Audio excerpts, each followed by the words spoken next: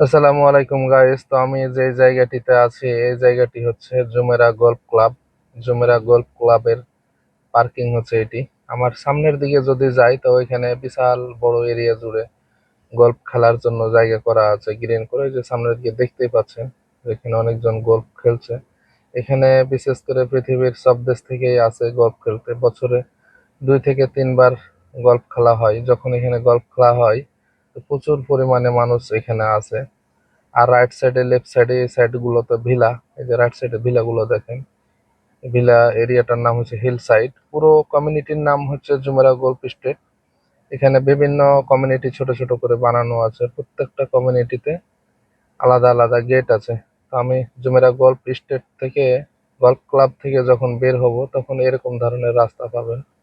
অনেক সুন্দর রাস্তা। এই রাস্তাটা আরো গ্রিন থাকে, এখন যেহেতু ঘাসগুলা কাটছে এই জন্য একটু নাড়া নাড়া দেখাচ্ছে। এই গাছগুলা যখন পাতা ছাড়ে অনেক সুন্দর লাগে দেখতে।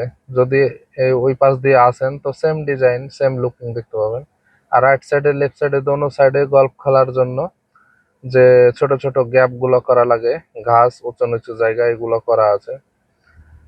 তো এখনো সন্ধ্যা হয়নি, হয়তো বা 15 থেকে 20 মিনিটের মধ্যে আজান দিয়ে দিবে ইনশাল্লাহ। তো এই জন্য লাইট জ্বালাই দিয়েছে। আর এখনকার আবহাওয়াটা দেখতে পাচ্ছেন। বর্তমানে দুবাইতে দিনের বেলা প্রচুর পরিমাণে গরম। সকাল 8টা বাজেই 40-42 ডিগ্রি সেলসিয়াস তাপমাত্রা হয়ে যায়। আজকে তো 48 ডিগ্রি সেলসিয়াস তাপমাত্রা চলছে। তো সব মিলে একটা অন্যরকম পরিবেশ। যারা হয়তো বা বাইরে কাজ করে তাদের অনেক কষ্ট।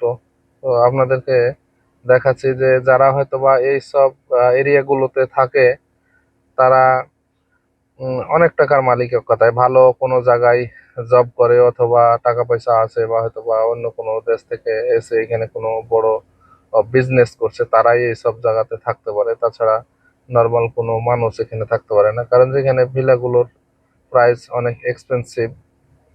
আর এই জুমেরা গল্ফ স্টেটের চারো সাইডে যদি যান, গ্রিন আর গ্রিন। ভিলাগুলোর ভিতরে যদি ঢুকেন তাও গ্রিন। এক কথায় অনেক ভালো একটি জায়গা। আর ভিলাগুলোর পিছন দিকে, প্রত্যেকটা কমিউনিটির ভিলার পিছন দিক দিয়ে লেক আছে, যা হয়তো বা সকালে বিকেলে হাঁটার জন্য খুব সুন্দরভাবে রাস্তা বানানো আছে শুরু করে।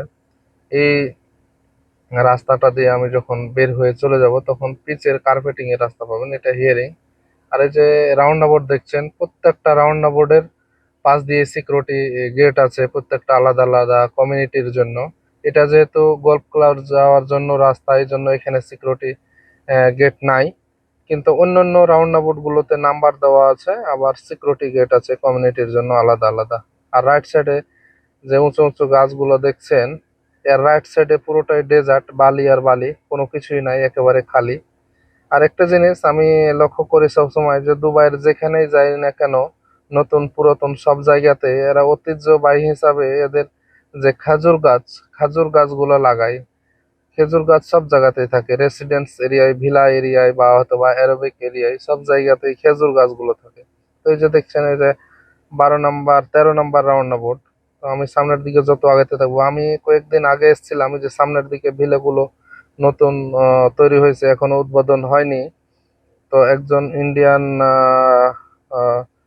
মানুষ এই ভিলাগুলো কিনলো। উনি থাকে আমেরিকাতে, ডাক্তার। তো 6 মিলিয়ন দিয়ে 99 বছরের জন্য। তো এখানে ভিলা কিনাও যায়, 199 বছরের জন্য কিনা যায়, আবার 50 বছর, 10 বছর, 20 বছর, সবভাবেই কিনা যায়। আবার রেন্টেও পাওয়া যায়, হয়তো বা মাসিক চুক্তি হিসাবে, বাৎসরিক হিসাবে। তো সব মিলিয়ে এই জায়গাটার পরিবেশটা, যাদের হয়তো বা টাকা পয়সা আছে বা ভালো জায়গাতে জব করে, খুব সুন্দর একটি জায়গা থাকার জন্য। পরিবেশ বন্ধন, এক কথায় অসাধারণ, খুব সুন্দর, নিরিবিলি একেবারে।